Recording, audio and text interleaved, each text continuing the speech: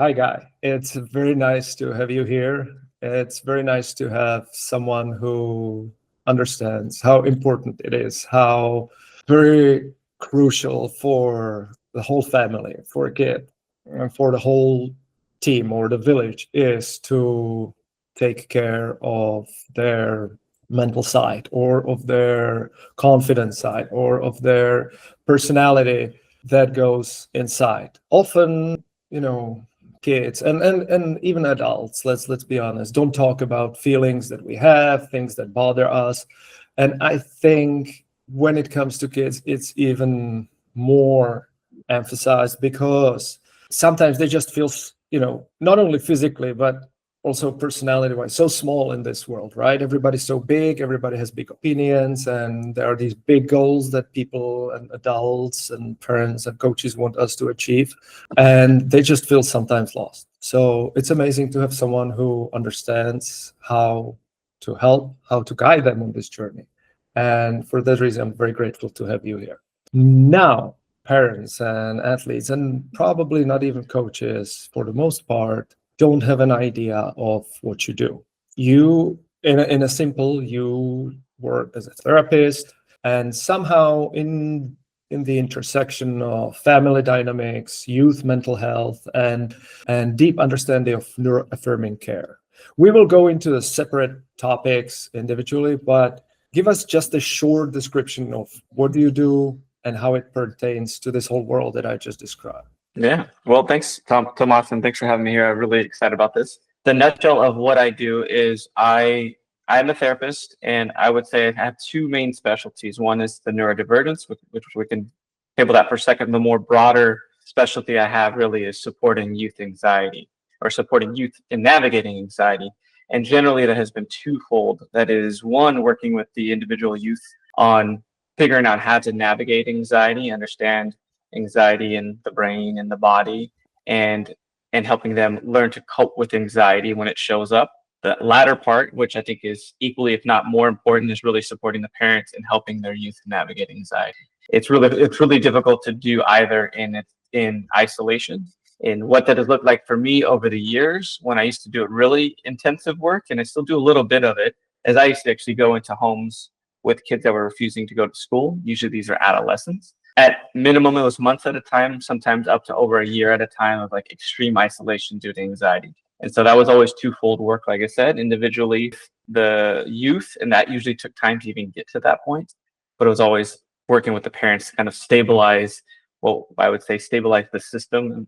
What I mean is the environment, the interventions the parents use, as well as the anxiety that exists in the home. Anxiety is one of those things I like to say, it infects the system. And so if one person's anxious in an environment, then we all will start to feel that energy.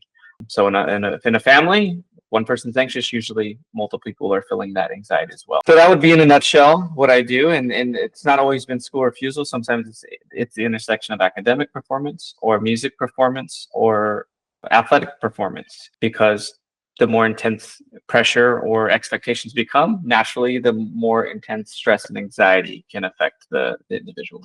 I see. Well, first of all, that sounds like you're doing a lot of God's work. So thank you for that. Thank you.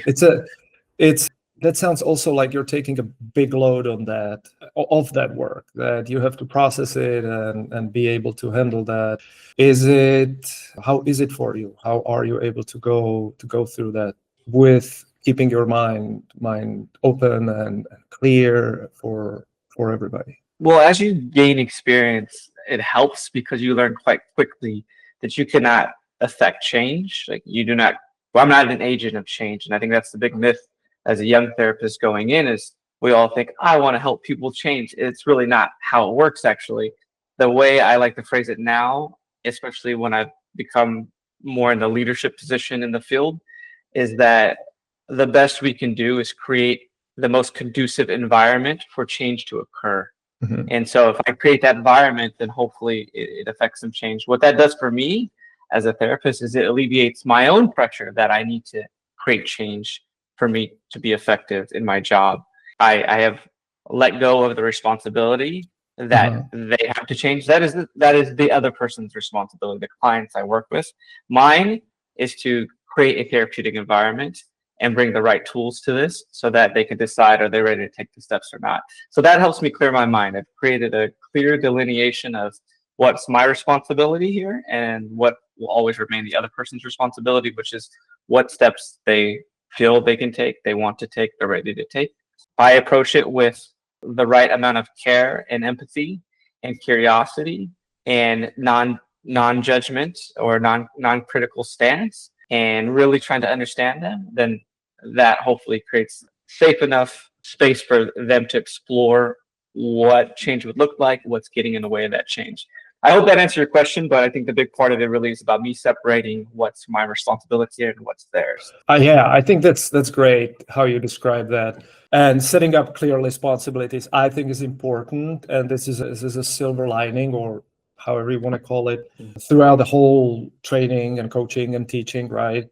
The responsibilities need to be set up so clearly, and the boundaries, so everybody knows what they need to take ownership of. So thank you for describing that. That is actually what I wanted to ask. I put it through a different perspective, but you put us back on track. So thank you for that. Now I'm a parent, and I have a kid that wants to maybe play sports in college, maybe do music in college, does not really matter, but because I'm focusing on sports, so wants to do sports in college. And I really stress about making money, providing for family, and making sure the kids are on time in school, and clothes are washed, and whatever, just everyday life.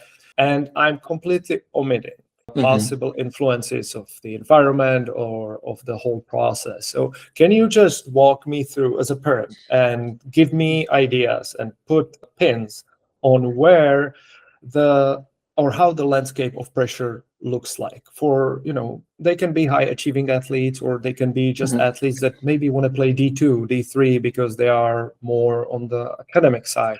Where is it coming from, and how is it impacting my kid and the other athletes that I might not see? Yeah, that's a great question. I've got a lot to say, I would say, on this topic. One thing I like to do around this topic, though, and it's kind of playing semantics here, but if I'm talking to a parent about reducing pressure over any responsibility, whether or expectation, like academics, like sports or music, I play semantics and I separate two definitions, and I separate pressure from expectations. And the reason I like to do that, because if I say, hey, let's reduce the pressure, then the parent's natural reflex is to say, well, then I'm just kind of letting them get away with doing nothing, or I'm not encouraging them to be better. So I'm not suggesting those things, right? I do think it's our role as parents to continuously push and increase expectations so that our children continue to develop skills in whatever facet, right? Whether it's independent living skills, whether it's sports, etc. So going back to the semantics of removing expectations and pressure, and I'll act this out for you, is expectations, that's just what is on paper here. What are you setting forth as your own personal values? And that'll change family to family as, hey, this is what we expect from you around the house. This is what we expect from you in terms of efforts you put towards school or even towards sports. Even if they're not a top athlete, so like many families, they'll sign up their kids for a sport, and then the kid's like, I don't want to go to practice today. And the parents are like, oh, okay, right? Like, what's the expectation in any of these commitments? That's one thing. This is what pressure is what I say pressure is like. And sometimes expectations and pressure are both there, and sometimes expectations are forgotten about, and it's just pressure. I'll try to outline this. Pressure looks like the emotional energy coming at the kid. Come on, you need to get your homework done. What did I tell you about your homework? Oh my gosh, you didn't get your homework done? That's pressure. Hey, you didn't get that paper done? What's up with this B? Pressure. It connotes or suggests that what you're doing is not enough, or sometimes feels like it's never enough. Pressure. I'm just putting this emotional energy on you, and a lot of, let's say, covert signals to the child that they are consistently failing or not good enough. Now, these are self-esteem hits in the long run.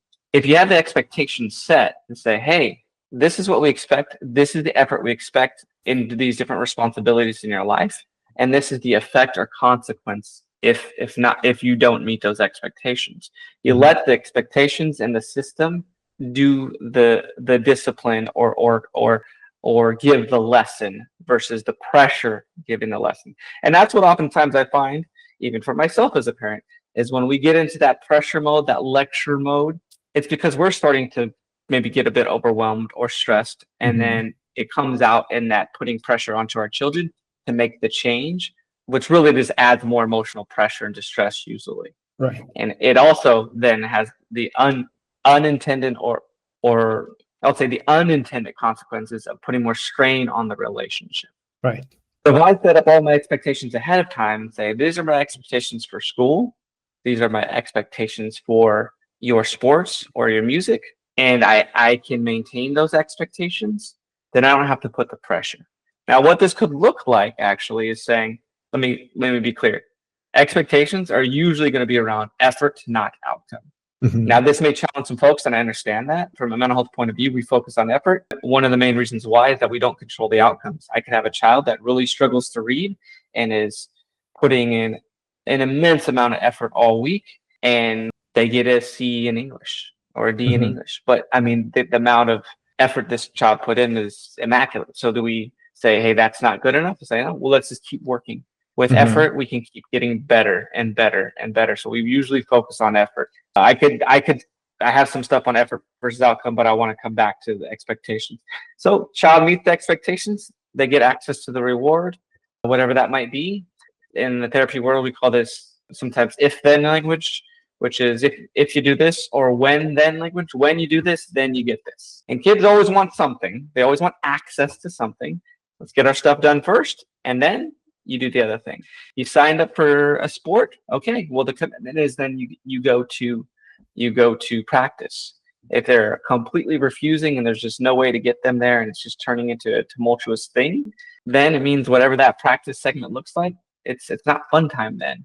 It's responsibility time, right? Where you're losing access to something, or these are just examples, but that there's something attached to that expectation. And we talk about this, of course, with our kids well beforehand. Hey, look, if you sign up for school, or if you sign up for this sport, and it's maybe a younger child, you're making a commitment. That's an important thing. You're making a commitment to this team. I'm not going to say you have to play sports every single year, but for this year, this is what this commitment looks like. Are you ready for that? And look, if you decide you're going to quit and we're in this back and forth battle, it's not just going to be we just have fun then during that hour. You're going to have other things then in that hour or those 2 hours. And so that's what expectations look like. Going back to pressure, and this is where I see parents get stuck, is they'll pressure without keep maintaining an expectation. So they say, come on, you said you were going to go to practice. Come on, you said you're going to practice. And then just push and push. And it's just creating more tension in the relationship, more stress for the kid, more stress for the parent, and it's ultimately going nowhere. I want to let the expectations in the system do the lesson for me.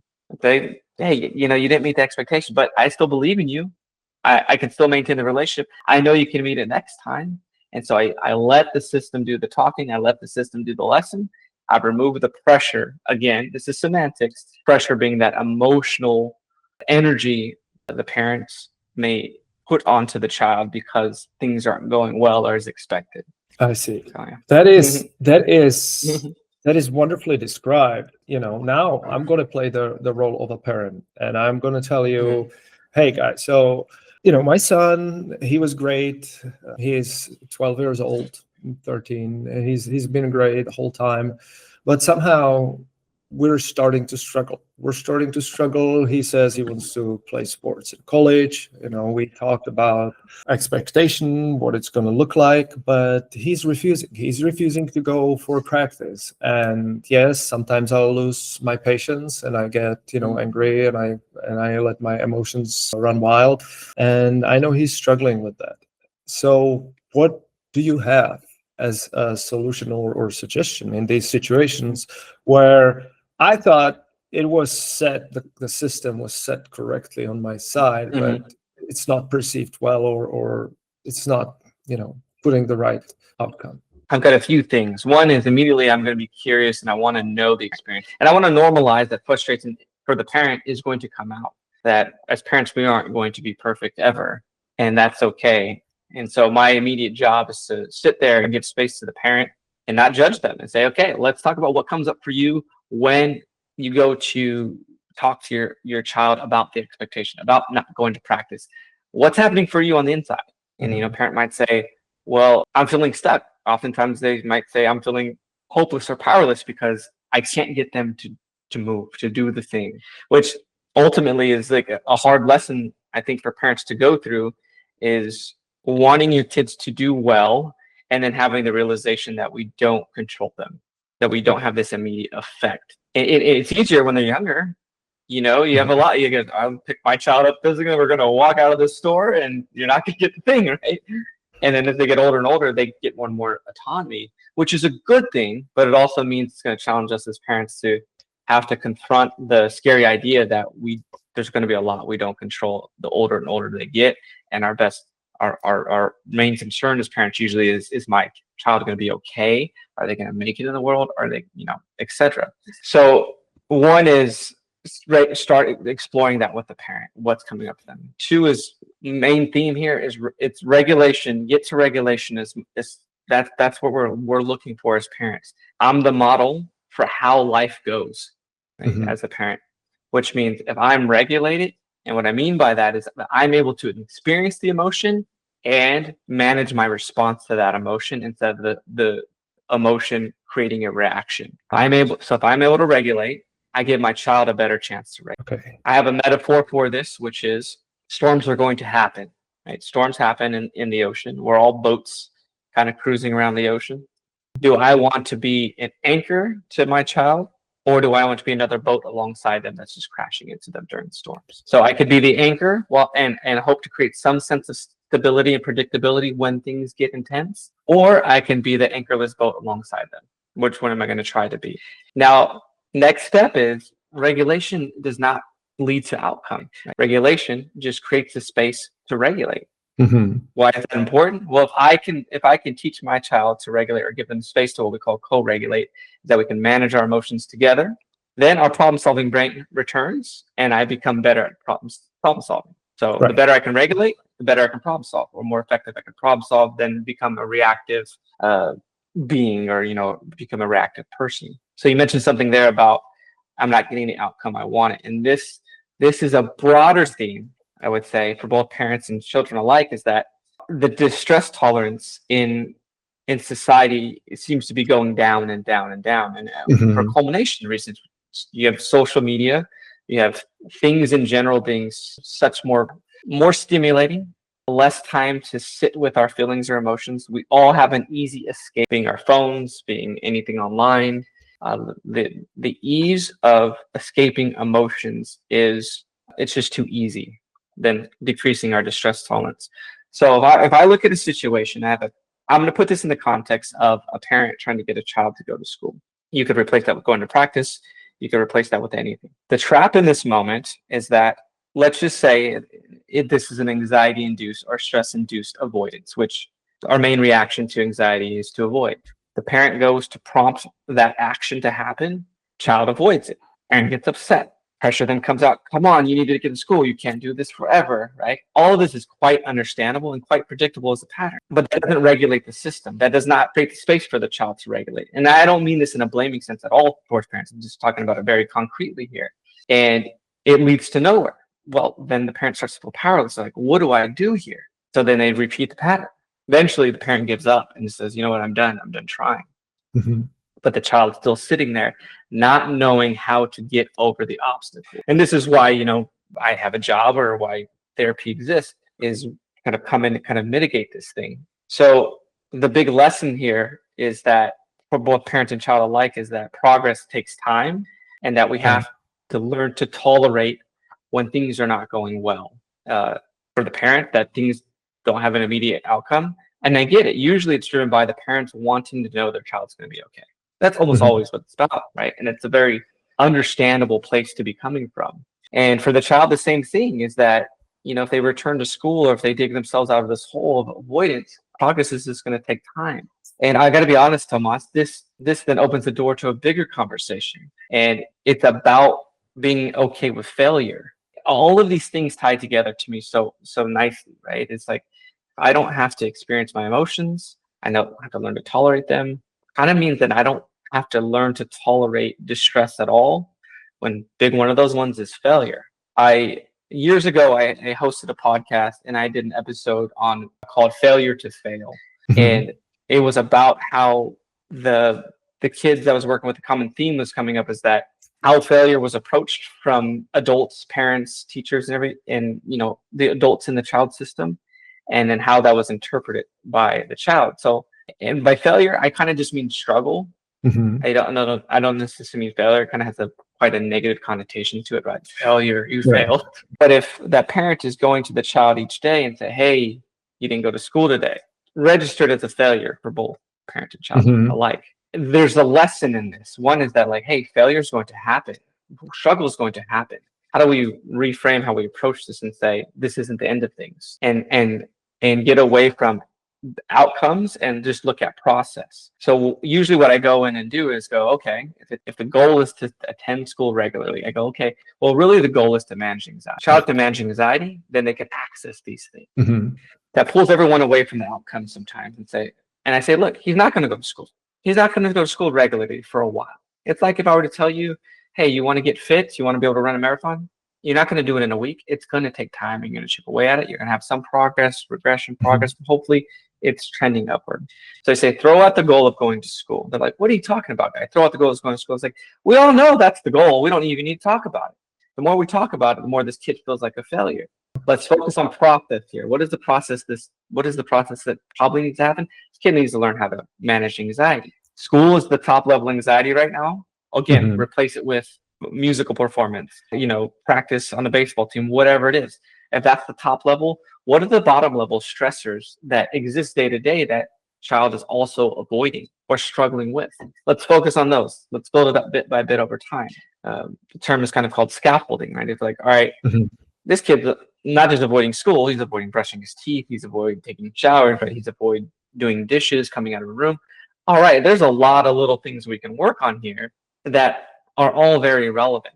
We're Right. only focused on getting them to school. We're missing the skills this kid needs to school, which is to effectively manage anxiety and cope with the distress. So I got a little off base there, but that's kind of the big picture there. Is if a parent is struggling in a dynamic with the child, is that oftentimes it's going to be something that takes some time, and how they approach the struggle is very important. Am I approaching it from a regulated place that says, hey, struggle is normal and we'll overcome this? Or am I approaching it from a place of pressure and immediacy and suggesting that it's not okay to struggle? That's amazing. Thank you for this. I think going off tracks was much needed, and describing the whole picture, how it actually looks like and what it is and what is on the bottom and what is on the top, helps parents better triangulate themselves in this position. Now, I will go with another question, because necessarily, you sound like a guy that his work and his approach is based on systems, right? Without systems, as you mentioned before, none of these things would work. No therapy would work, no coaching, no teaching would work. Now, what do you have as a suggestion for parents? Maybe younger kids and parents see them as an athlete, or even older. What can they do right now? Like, they say there was this book called The Power of Habit. I think there was another guy who ventured off of that, and I don't remember his name, but he said, it's not what you can do on your best days, but it's Mm-hmm. what you can do on your worst days that you can replicate.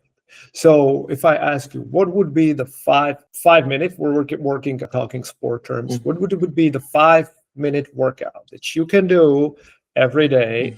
And now I'm talking about parents, what they can do with their kid every day, 5 minutes before going to bed, whatever it is, that can help them put systems in place and create, let's say, communication channel that helps them access the emotions of the kid, allows the kid to express its emotions, allows parents and kids together to reframe that. What would that be? If you have something, might not. I might be asking for a miracle, but My broad suggestion is I have a lot of what you'll hear, and you probably already tell is I have overall frameworks to operate from, and then you adjust that to fit your family. And nothing's a perfect fit or fix, but one of the frameworks I have is a phrase I like to say is connection before correction, and try to connect with the emotion, the struggle, the child in general before we offer a correction to what they need to do in life.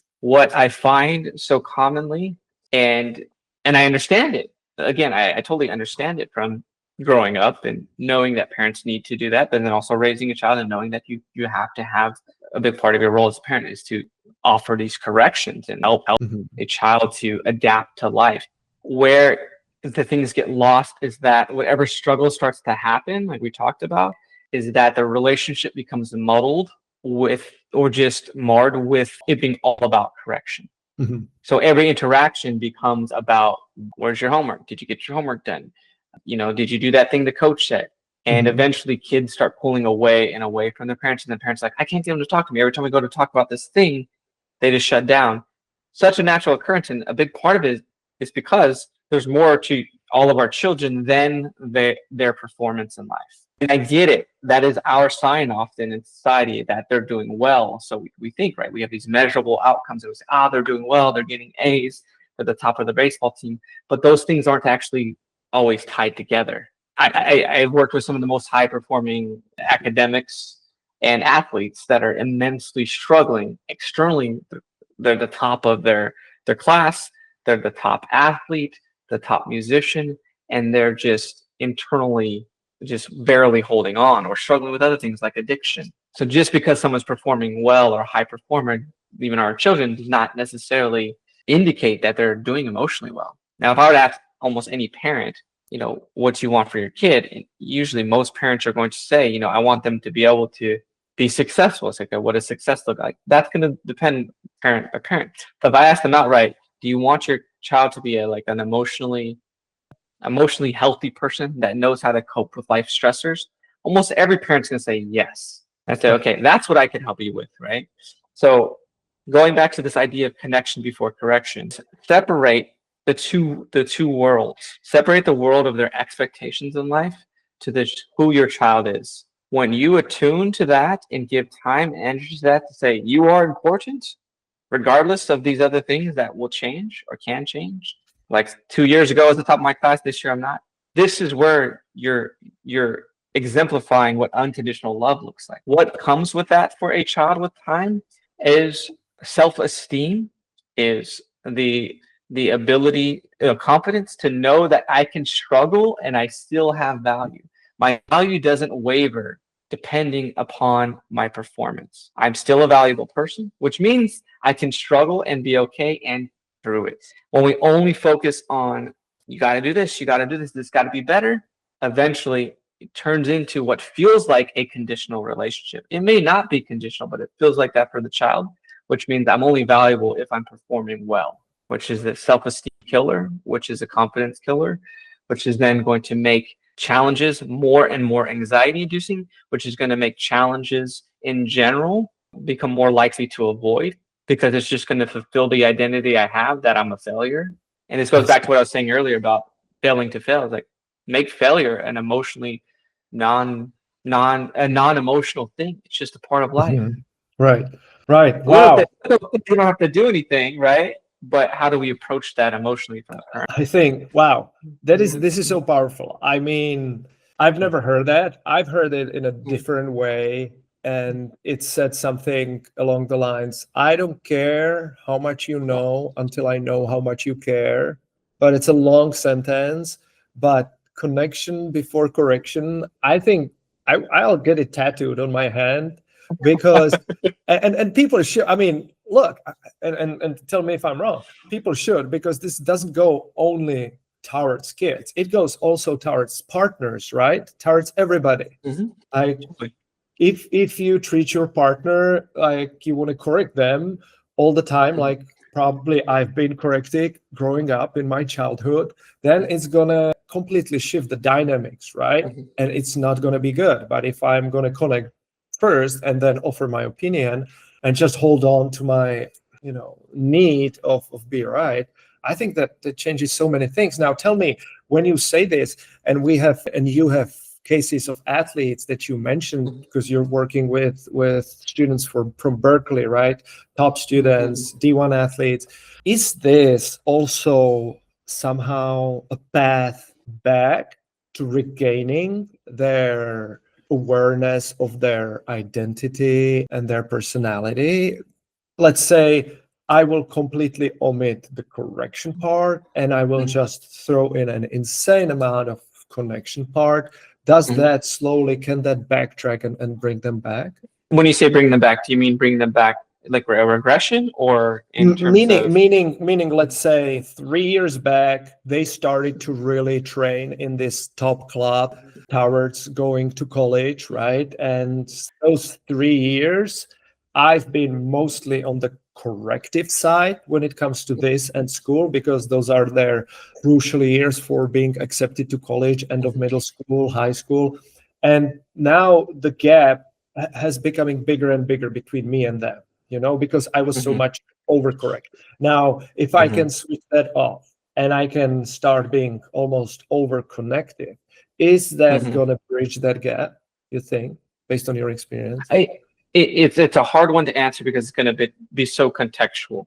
It depends on the relationship. If I were to give you an example of working with when I worked with kids that were refusing to go to school, and I still work with parents supporting their kids, so much has been overcorrection, that not just from the parents, but just from society or however they experience that. We're now just focusing on connection in my time with them. But once I establish that connection, is I can start, when I say correction, I just mean like pushing. Right? I can start pushing more and more, right? Because now they have the trust. And sometimes also the thing has been said so much, I don't need to say it. So kids would say, I'm not going to talk about school. I said, I don't think we need to talk about it because everyone's talking about it. You know why I'm even here. I'm here because you don't go to school. So guess what? I will tell you, I'll make you a deal. You and I aren't going to talk about school for 3 months unless you bring it up. Right. Because there's no point. They know they have to go to school. Like everyone said it. So I don't need to offer that correction. But once I get the trust, then I could start pushing back against things that I see maybe aren't working for them, or their own self-contradictions, which keep them stuck. And those is what I would call corrections, right? Now I'm starting to challenge or push back on something. So in terms of the parent dynamic, it's really just going to depend, right? Like some if the connection is really strong between a coach and an athlete, and the coach is correcting, and it's going well, then great. But it's probably based on a great connection already. I've seen the other end where a coach is correcting, or just parent, and the connection is not there, and then there's the crumble. And so someone may be hearing this and say, oh, that's my approach. And I'm not saying that approach is completely wrong. It's just going to depend on your relationship. If that connection is deep and it's there, then yeah, we can push harder sometimes because we've established that trusting connection. Hey there. Are you really serious about your D1 dreams? Playing beach volleyball in college? And does this whole recruiting process feels like a black box to you, where you don't really know what to do and what the coaches are looking for? Well, you're not the only one, but I may have a solution for you. But before we'll get to that, let me ask you, are you really serious about your dreams? Because if yes, then you need to step up and take ownership of your actions. And the best way to do it is get out and start researching information. Now, there's not much information about this whole process and what coaches are looking for, is there? Well, so for this exact reason, I created this library of conversations with D1 beach coaches, so you can learn and understand what are their green flags, what are their red flags, what are they looking for, who they really want on the team, who they really don't want on the team. And all this information will help you triangulate yourself and navigate this process with much more confidence and with success at the end. You can find me on YouTube or become a part of my community directly. You get way more information as a part of the community, but YouTube will do fine. So what you waiting for? Get in, I'll see you on the inside, and let's navigate the process with confidence. And if you need more help, just contact me and I'll help you figure out how to make your dreams come true. All right?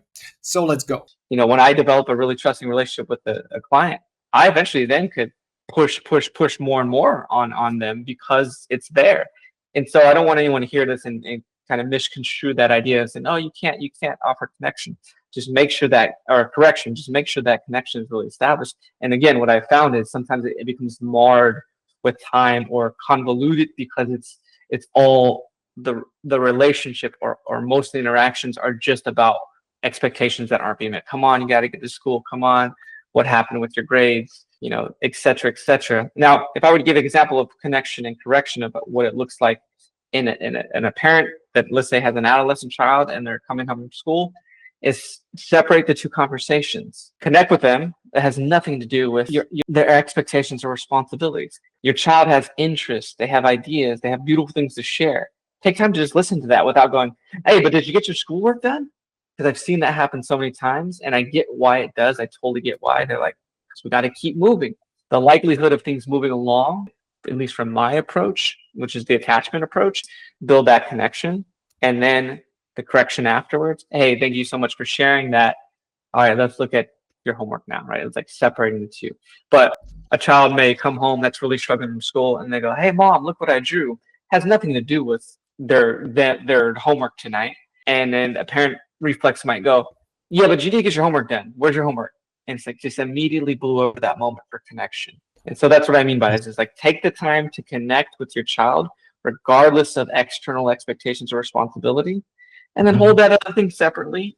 You still hold it, you don't forget it, but just give some of that attention there without correcting it. And for parents that live in the Bay Area, where I did most of my practice in the San Francisco Bay Area, spent a lot of time in cars. And so I would say, hey, look, the car talks are often a real thing. It's less pressure. They're not looking at each other face to face. Right. Child starts opening up to you. This is a moment to connect. It's a key moment, because if you immediately correct it, the child almost always shuts down if that relationship isn't there. They trust you and they accept the correction. That's a different thing. But if you notice they shut down, that's a sign that you didn't take enough time to connect with it. So a child might start opening up and saying, I've been thinking maybe I should start doing this. And they're kind of like dancing with the idea of overcoming some sort of avoidance. Maybe I should start going to tutoring. And the parent immediately goes, yes, that's a great idea. Yeah, and then maybe you can start working on this. And then they pile on all of these expectations that they've been waiting to talk about without child. So just step back for a moment. They stay regulated and calm and say, okay, what inspired you, right? What inspired you to make that decision? Especially with teens, they want to know that this idea came from them. It always feels better that they came up with the idea versus their parents. Pull back, connect with what they're talking about before you start saying, oh yeah, and then maybe you could get a job too. That would be great. Let them work their way there, right? So that's kind of a little bit of what connection before correction could look like. Just give a little bit of space to the child without interrupting it with advice, without interrupting it with an expectation or responsibility they haven't met. Just listen, give time to it, and separate the connection for a latter part. It could happen the same day. That's all good. Right, Just right. separate the two. So thank you for this. So another question would be, you think it is possible to make it into some conditioning if you dedicate yourself and persuade, if I persuade myself as a parent for the car ride that I'm not going to try to correct, and I'm going to make it only about connection, you think that eventually it will become safer and safer place for them? Do you Ideally, yeah, totally. Because kids are really great at patterns, so they're really going to see, why talk if my parents just going to say this, and then we'll play it out in the family session. They're spot on, right? Parents said the thing that they're going to say. And again, I'm not parent bashing here. I'm a parent. This is just the dynamic that plays out for us, right? I fall into these traps myself, and then I have to pull myself back and go, okay, that's probably not going to be helpful long term, or it probably wasn't helpful at all in the moment, and that's okay. Like, even as parents, allow ourselves to be imperfect and fail, but keep the themes of, how do I stay connected to my child? How do I try as best as possible to be that anchor in the storm, and to be the regulated presence, to be the model of what I want to see in my children? If I want them to get through struggle and adversity well, then I am the model for that.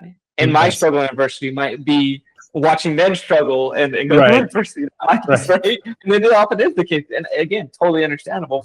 Parents want to jump in and say, but also this is a good lesson here for all of us when kids are struggling, as parents and the child, to have to sit with things not always going so well. Now, again, I'm not talking about crises, right? I'm not talking about safety risk here. I'm not suggesting any of those things, but just when performance ebbs and flows in life, it's going to happen. Right. I got a little off track there. I'm trying to go back to what initiated that. Will it change the space? Will it change the space for the child? Yes. I mean, it can, right? It can.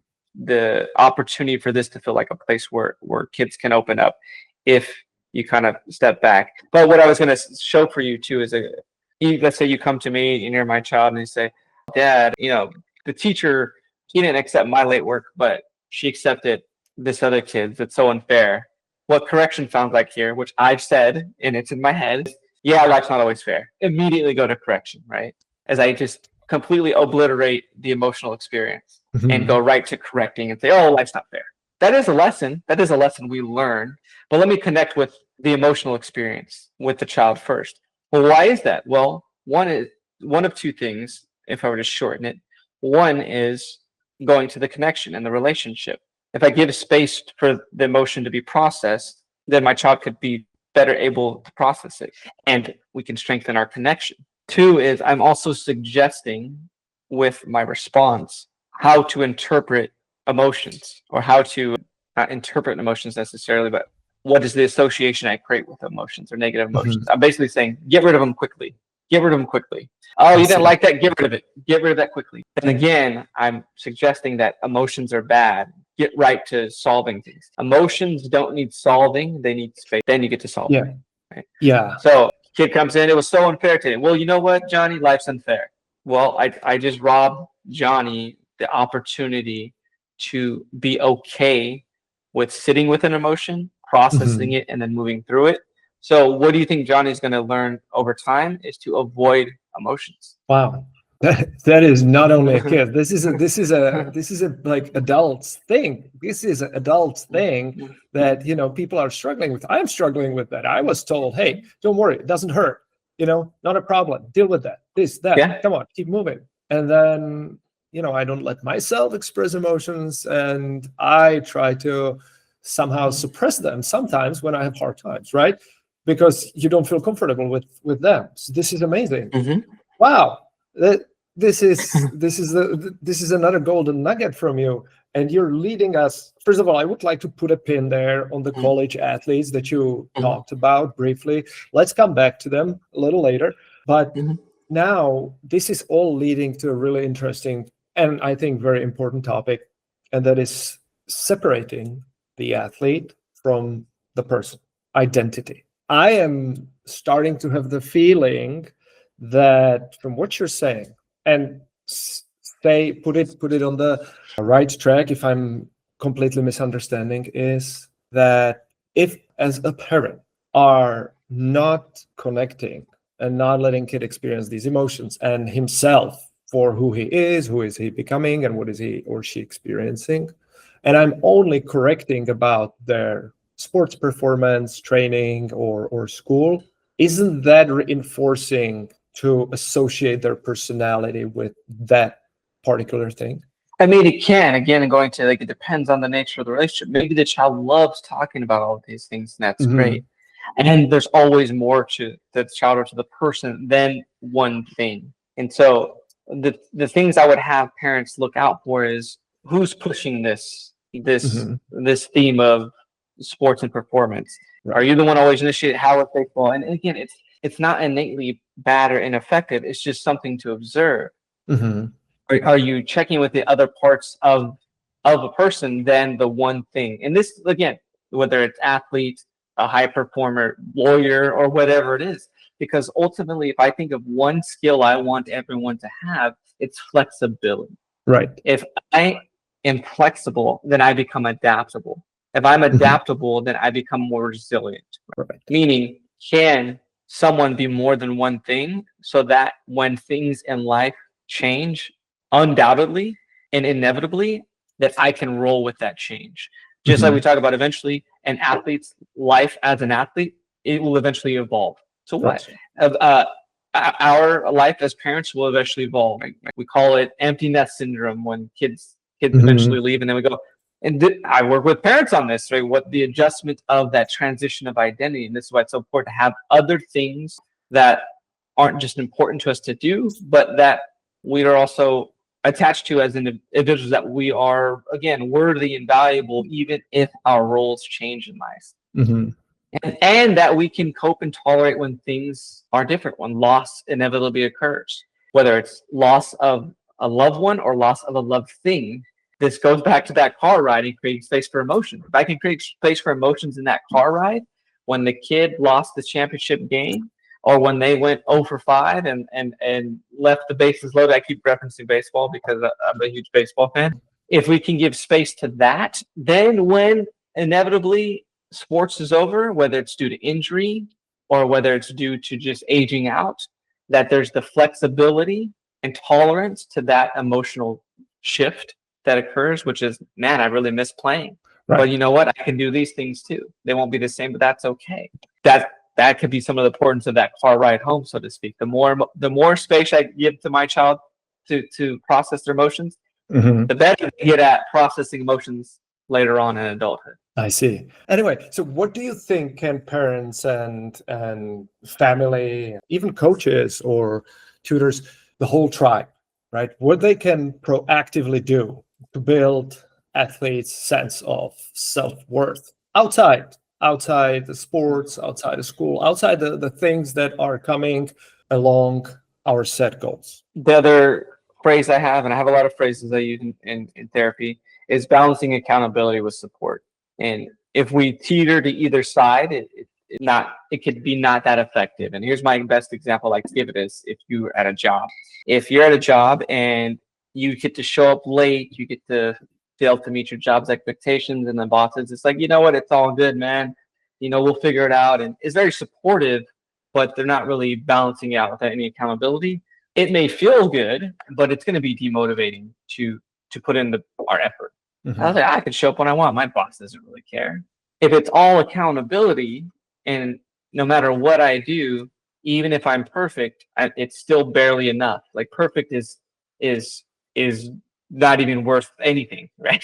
And then when I'm less than perfect, I'm being criticized and corrected nonstop. And then there's no chance at getting any sort of like, hey man, here's your bonus, or we really see and appreciate the work you're doing. None of that occurs. Well, then it's going to be punitive. Eventually it's going to be demotivating as well, because I'm going to say, no matter what I do, there's no connection involved. It's so hard and stressful just to escape criticism. And this is where perfectionism can come into play. We'll balance the two. It's like, I'm not going to be cold. I'm going to connect with you. That's going to be the supportive side. But I'm also going to hold you accountable and say, hey, look, you said you wanted to be a D1 athlete. This is what it takes. I'm going to keep bringing these things up. I'm going to support you and give you space to talk about your struggles, give you space to just talk about you being a human, what it's like, so that you know I care about you as a human first. But I am going with your goal of saying you want to be a D1 athlete. I hope you get there.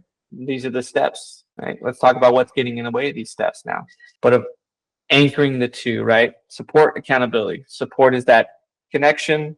It's kind of a different way to say the same thing I said earlier, and then the accountability is the correct. I don't want anyone to conflate what I'm saying of going that we're being overly gentle or removing life's expectations. No, not at all, because that also just creates more anxiety.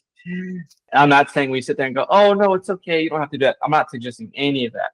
I'm just suggesting always look to maintain a regulated and connected presence with people, show them that we care about them as a human, like I said, human first, and then hold up that accountability. So, okay, let's take a look together at this thing, and showing that the belief that I know you can do this, and hopefully if you do this, that leads to the goal you want.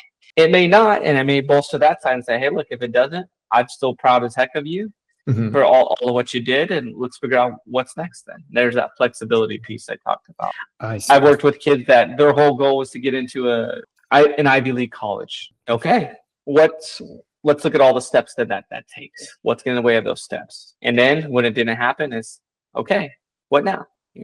Or let's think about how to be flexible here. You put in a lot of effort. You may be feeling like you're not enough.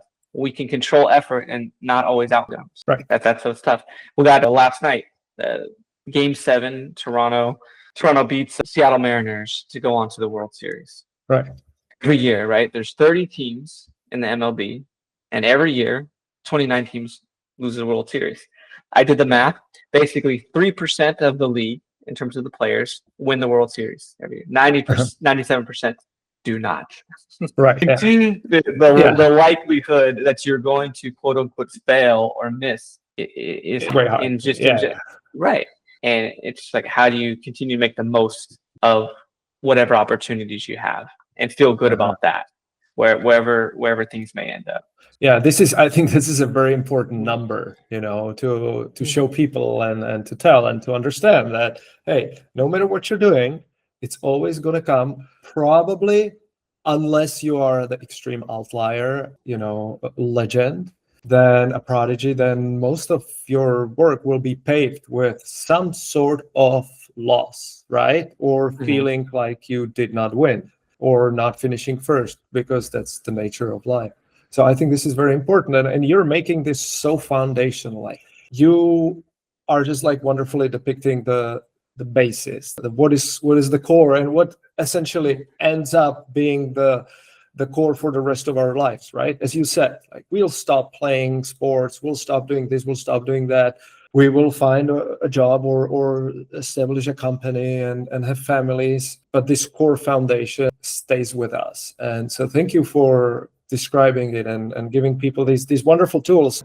There's so many wonderful sentences in the world. The only thing that matters is when we hear them and how we hear them. And I think for you, saying the support and accountability and connect before correction and being flexible, I think those are the key words that I would like people and parents and coaches, whoever, athletes, to understand, that that's what life is built on. And so now, when we establish how important it is to have identity separated from whatever we're doing, having the foundation, how to deal with, how to establish systems, and sometimes when there's lack thereof, how the pressure can come up. Let's explore tools and go a little deeper. How and what happens when these systems fail a little bit, or they are not in place, when there is a real fear, anxiety, and how we can reframe that, and maybe how we can help athletes that are struggling with ADHD and deficits that are called. Let's go a little deeper into that. Okay. So some neurodiversity, using your methods that you're experienced with, and maybe talk about the college athletes that you were used to.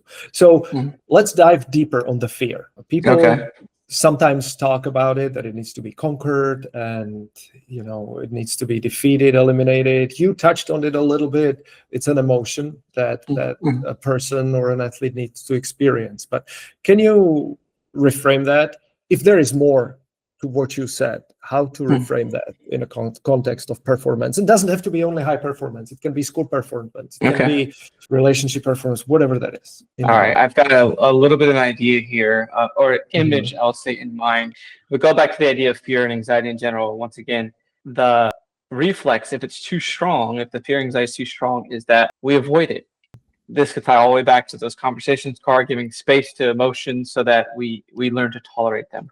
In the mental health field, we do not look at eliminating any emotion, fear or anxiety. We look at tolerating. It's all about tolerance, because we don't really control what emotions show up.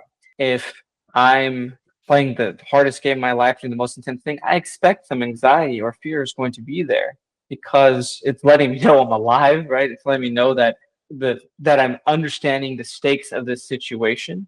It's preparing me for potential failure, potential loss, things that I don't want to happen. But again, it's about learning to tolerate that. Now, what I want to know for most people is a few things. One is, what is their relationship with fear and anxiety?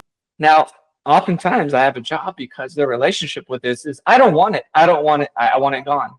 Right. And I'm okay. Well, a lot of people say that same thing, and they do effectively do that. I'm not going to say healthily, but they effectively do it, right? You can cope with the substance. You're going to cope with massive avoidance, scrolling on your phone. That'll help. That'll effectively remove that sensation for you. It might not be healthy for you in the long term or even the short term. So that's not what I'm here. I'm here to help people learn to tolerate this. And so how do I help people do that? Is I have them look into their thoughts or look into their body. And sometimes I ask them straight, okay, I want you to imagine this thing you fear so much and tell me where it's showing up. Are you seeing pictures? Are you having racing thoughts? Why don't you go and look into your chest or even your abdomen for me, and what sensations are there?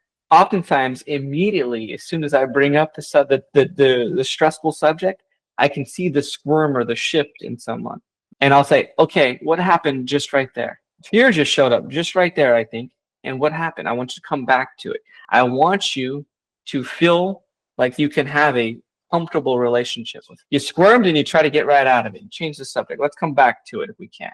If they're absolutely not ready, I'm not going to force that. But if I can sense that they're ready, I'll push on it. Like, I want you to go to look in and describe to me what's happening internally. When we feel fear, we feel, well, often this immense pressure somewhere, oftentimes Mhm. deep in our abdomen, right, or in our chest, pressure in our chest, things of that nature. And I get people used to experiencing it without running away from it. Mhm. It's like jumping into a cold plunge, right? Right. You can have the person that goes, oh, it's so cold, it's so cold. It is the same temperature for both people, Uh-huh. right? Right. But that person's relationship with it is so focused on the pain and the discomfort, it becomes more of a thing. Person that jumps in and it's like, it's cold, but it's just a sensation. Let me find my breath, I'll be okay. Right? And learning to tolerate the sensation. It's cold for both people, most likely. And I've done this with myself, right? I've been the person to go, and I've been the person to say, you know what? Let me just try to catch my breath. Yes, it is intense, but it's not going to kill me, right? It's going to be okay. Mhm. And you get it, Tomas. I have a phrase for this as well. Fear the feeling, and it will grow. Feel the feeling, and it will slow. If I fear the fear itself, if I fear the anxiety itself, then my only goal is to get away from it, and that only makes it bigger. Mhm. Even if it's just my own thoughts or my own physical sensations. If I learn to just say, hey, my thoughts are racing, it's okay. I'm having some intrusive thoughts, but that's okay. My life in front of me is still the same. Or am I having some really intense physical sensations? If I can learn to sit with them and have a safe space to sit with them, I can learn to start tolerating them, and that eventually with time, oftentimes they don't feel so intrusive or overwhelming or unbearable. They still will show Mhm. up probably, but they show up and go, okay, that's like jumping in the cold water. It's all right. I could do it. Mhm. And this could be, again, this could be a musical performance. This could be a sports performance. This could just be getting through life. So, there's that sensation. It's just alerting me that I'm worried about something, that my brain and body are worried about failure, or we're really creating a big deal out of something, but I'll be okay. I'll be okay. I can tolerate this. And sometimes, and this will tie back to all of that stuff I said about connection before correction. If all of my life has been built up about performance and my worth being overly entwined with my performance in a specific thing, Mhm. then the stake of failing and losing the World Series or whatever it is so high, right? Because if I fail, then I'm a failure, I'm a loser, I'm gonna have this identity Right. crisis. And so what do people do sometimes then? Is one is they could fail and have the identity crisis, or two, they could just keep avoiding the thing, because if Uh-huh. not, they run the risk, if they take the chance to engage with whatever they're avoiding, if someone is engaging in patterns of avoidance, to reinforce the fear they have about themselves that they are worthless. Then I control the failure. So going to school refusal, if I avoid going to school, then I've avoided trying.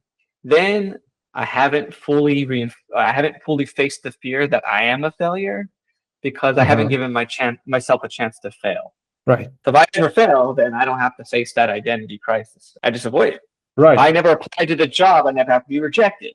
Now, Uh-huh. I'm struggling immensely because I need a job and I'm not applying, but I'd rather face that, control the rejection, so to speak, than to be faced with the fear that someone rejects me and then I feel like I'm worthless or nothing. You know what I mean? Yeah.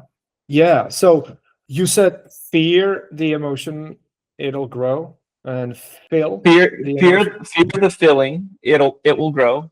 Feel the feeling, it will slow. it will slow. Meaning, like that, and I'm implying the intensity, right, of this emotion. It'll slow it down for you with time, of course, not Yeah. immediately, just like Yeah. give it time. And sometimes in sessions, I can have a client feel it immediately, even if it's just a little bit, right? I'll do a few Mhm. exercises, somatic exercises, where we look into their body. I said, I don't want you to try to relax it, just want you to observe it. We're going to kind of create some physical space with your body, Mhm. give it an intensity rating 1 to 10. We'll kind of move around their observation. Go ahead and come back to that sensation. Is it still at an 8? That's like a 7 now. Okay.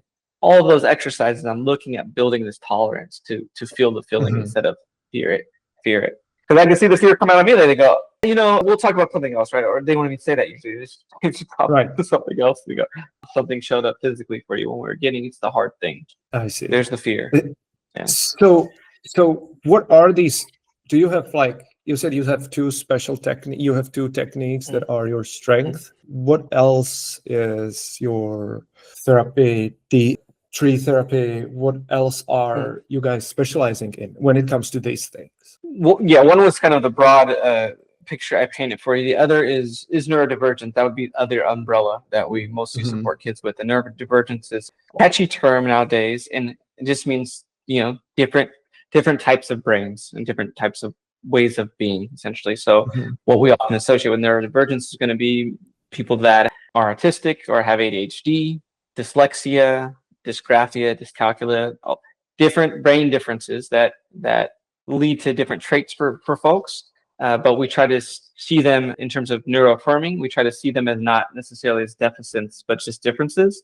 And then we try to highlight the strengths in these individuals and not overly highlight the deficits, because in the realities, we all have deficits somewhere. Mhm. Right. And over time, differences for folks get over highlighted as deficits, and it's kind of a huge self-esteem hit, or or isolates those with differences. So it's taking a more inclusive approach that Mhm. everyone's got some level of difference and something to work on, and that's okay. And we can find strengths and beautiful things in most people. So that's the neuroaffirming or the neuroaffirming approach we take. Mhm. And that I don't know if you have a specific question about how we approach that work, but for folks with ADHD, oftentimes it helps with increasing some executive functioning strategies, because folks could struggle with organization, time management, Mhm. task management, forgetting things, running late.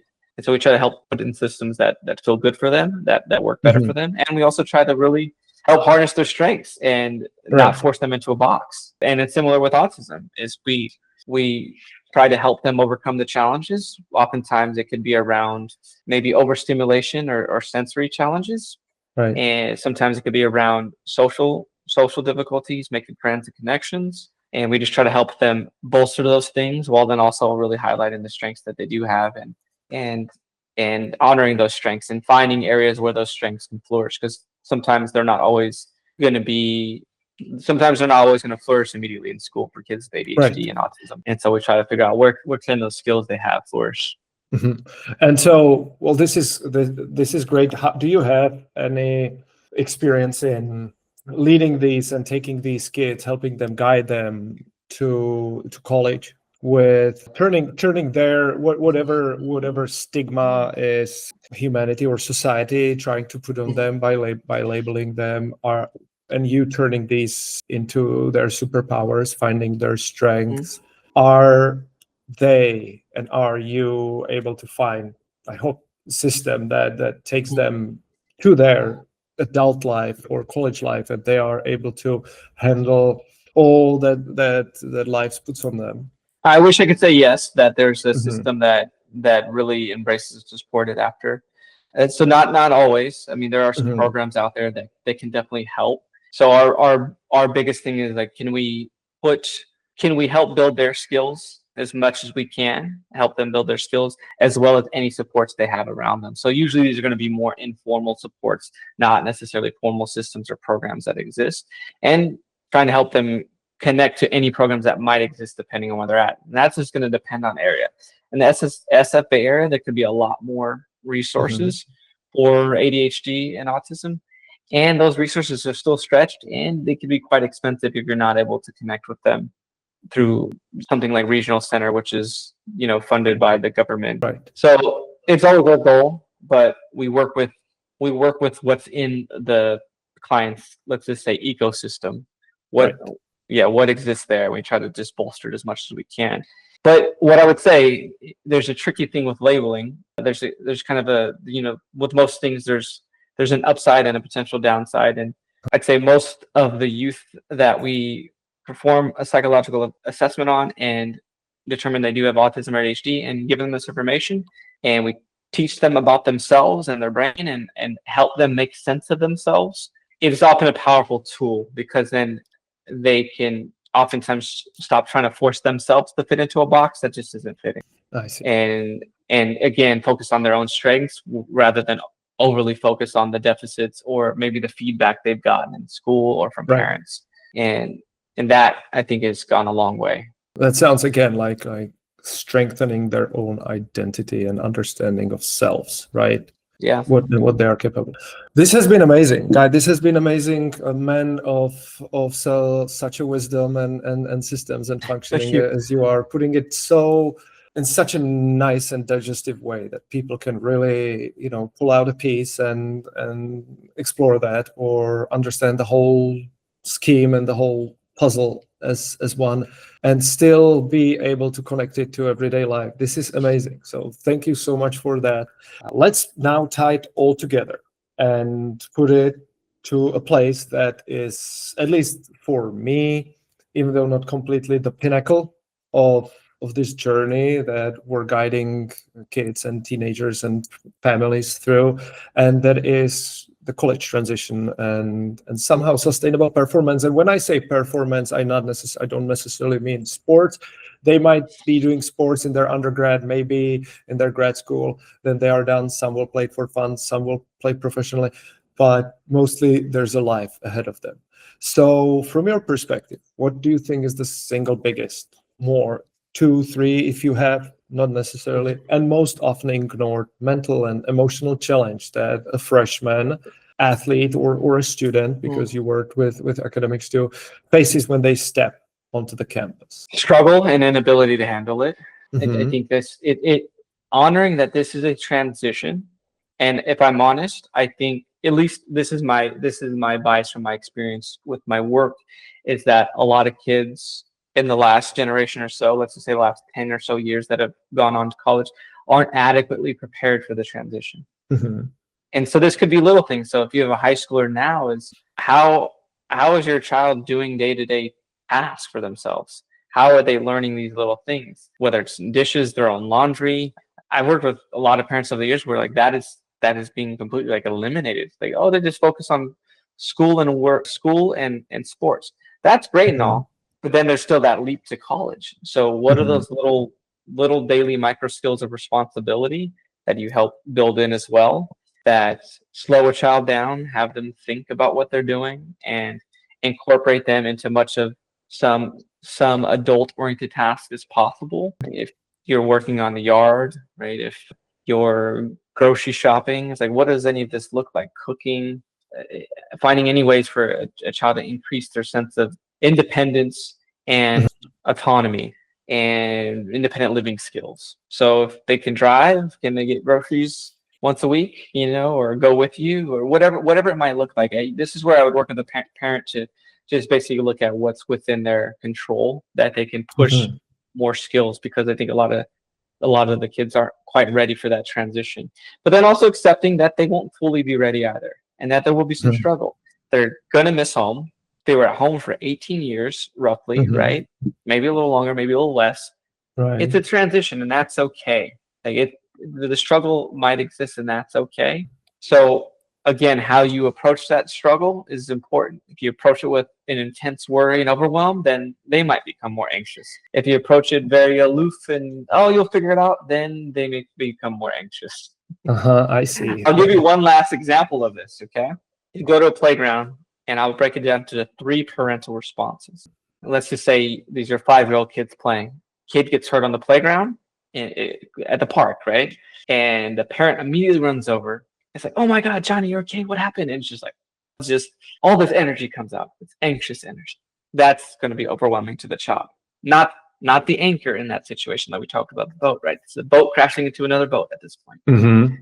Child and children need the anchor when things aren't going well.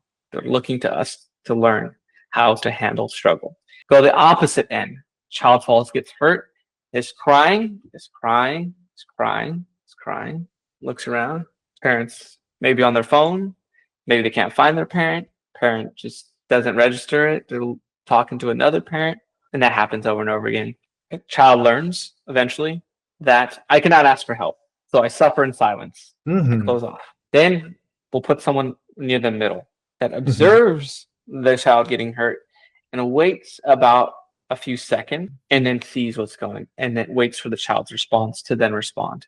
The child falls, looks at the parent, and then parent says, "You doing okay?" And they go, "Okay." The child falls and is crying and is visibly hurt. Parent walks over and consoles them, picks them up, and goes, "That's it. Nothing more, nothing less." What I want to say, quick disclaimer on this: if you've done either, right? If you went, "Oh my God, are you okay?" or if you didn't hear your child being hurt, you're not the worst parent ever. This is just an example of kind of where to aim, try to aim for that middle piece. Almost every parent is when, oh my gosh, right?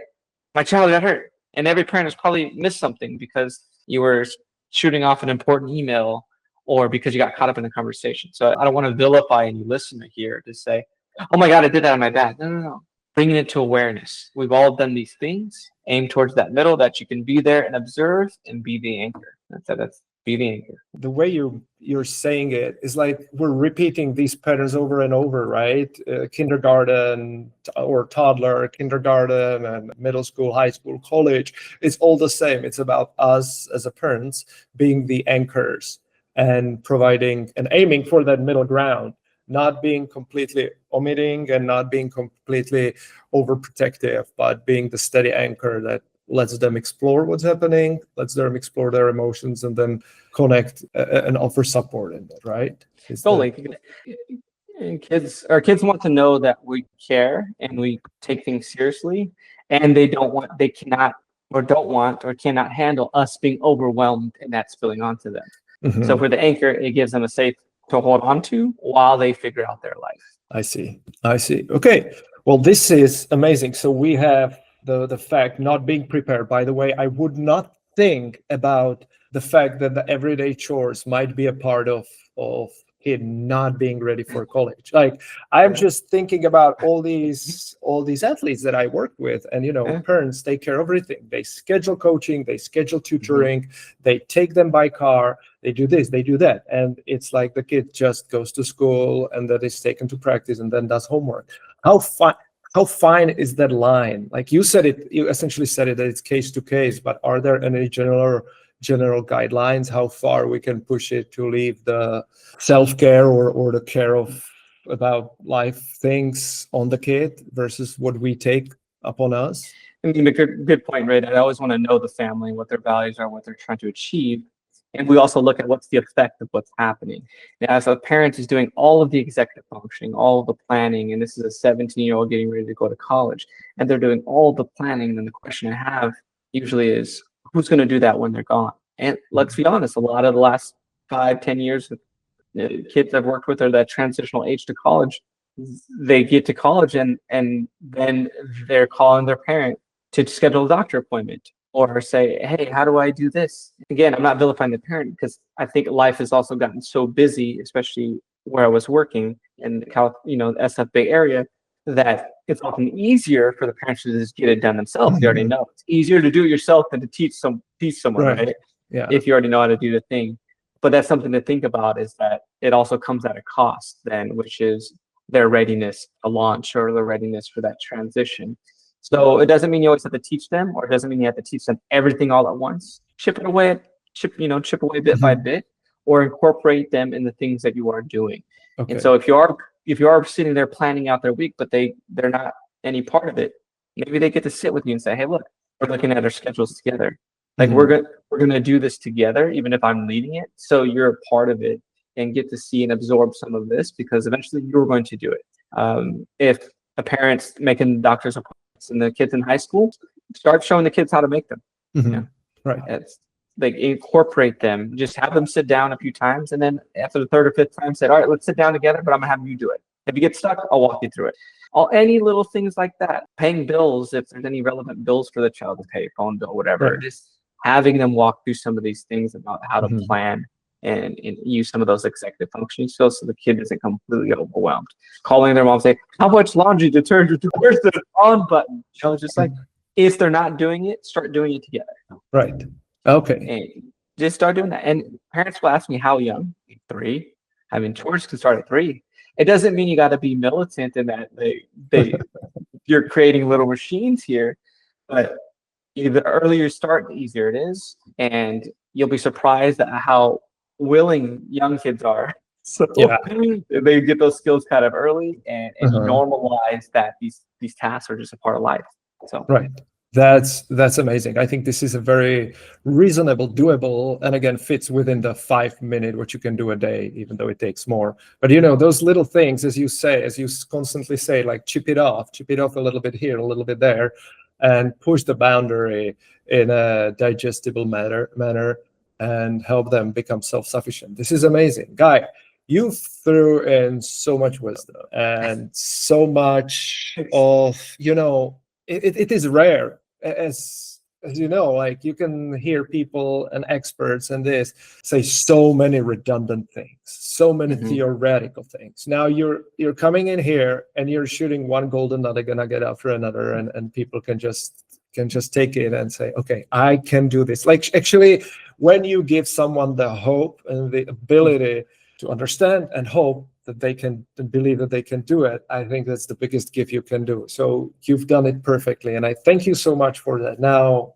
it's hard to ask another final golden nugget because you've thrown in so much, but knowing all this pressure, systems, and family dynamics, so things, pressure that ends up as a fear and avoidance, challenges, what would be the one, if you have, or a few guiding principles, the North Star, to navigate the entire journey in a healthy and productive way that allows the kid to be whoever they want to be, whether it's an athlete, artist, scientist, or you name it, and still will hold the family together? Okay. Well, I'm going to repeat a lot of them, which I hold on to connection before correction as a huge guiding principle in the work I do, as making failure, normalizing failure and making it safe, meaning you can fail and I will still love you, and failure isn't the end of it. Like, there's a lot of quotes around failure that exist out in the world. So making failure safe. Our goal isn't to solve emotions; it's to just give space to them.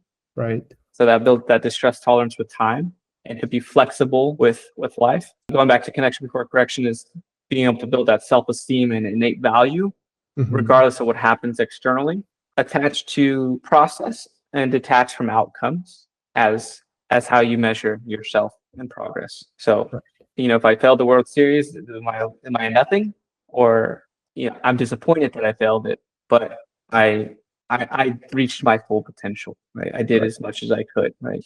And I could always learn from it and grow from it, sure, but that I am proud of that. Going to that car ride, I thought about this as well. As a kid loses a championship or finds out some incredibly disappointing news, and the parent says, "I'm really proud of you," let's say. Kid might say, "Well, for what? I didn't get into Yale, or I'm not going to play D1." Well, that part you don't control. Part you did control, you kicked butt at. You were there every day at practice. You showed up when you didn't want to. You gave it your all. I'm proud of that. That is a lifelong skill. The outcomes, you keep doing that lifelong skill, and you increase your likelihood to get the outcomes you want in life. So that I'm proud of. So attached to process, detached from outcomes as progress. Lastly, I'll throw 5 book recommendations, because a lot of what I talked about, there's parts in these books that relate to these similar topics. One is The Coddling of the American Mind by Stephen Haidt. 2 is The Price of Privilege by Madeline Levine. And that one it's going to be more about communities that maybe have more resources, more financial resources, but of how that can turn into increased pressure and ultimately increased anxiety and avoidance. Grit by Angela Duckworth. That is a lot about resilience, developing resilience in children, and chores gets mentioned in there quite a bit, I think. We've got The Mindset and Growth Mindset by Carol Dweck, which is out of Stanford. So that's pretty popular. That's where the study actually comes from, about reinforcing and praising effort over outcome, or effort over the label. So praising someone's effort in how they, versus saying you're so smart, and praising the effort in what they did, create more of a growth mindset, meaning that when they struggled, they were more likely to figure out a way to keep pushing. Right. Versus, if I'm smart and I struggled, then there's the identity crisis. Well, then I give up. I must not be smart then, right? Right. So Carol Dweck and Growth Mindset, and then Stephen R. Covey with The 7 Habits of Highly Effective People. One quote he says from that book that stuck with me for 12 years now is, "Private victories precede public victories." And what he was getting at was basically the process versus the outcome. Is day to day, I overcame these small challenges, these bouts of avoidance to work hard.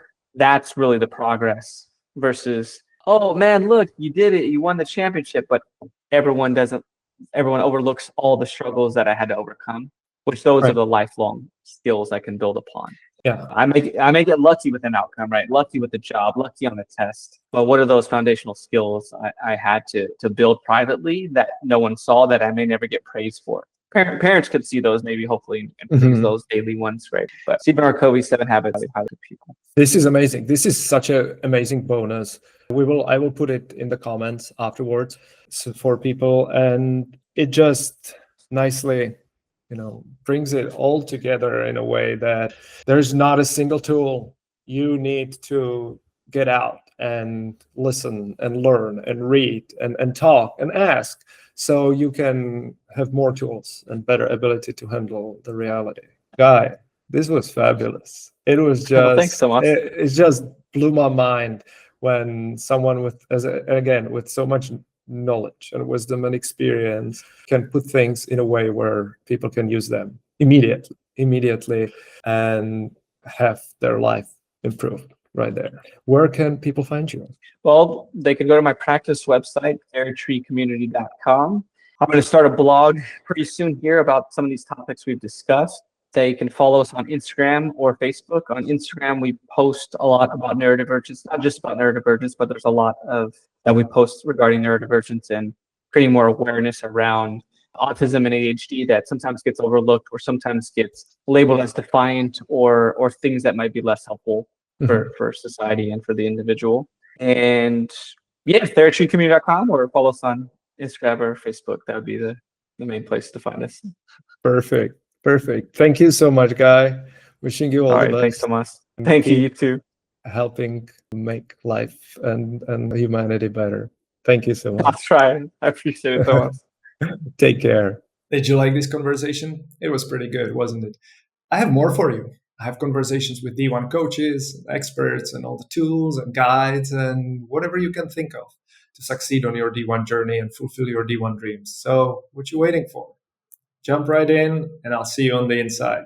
And if you need more help, just contact me, and I'll help you make your dreams come true. All right? Until later.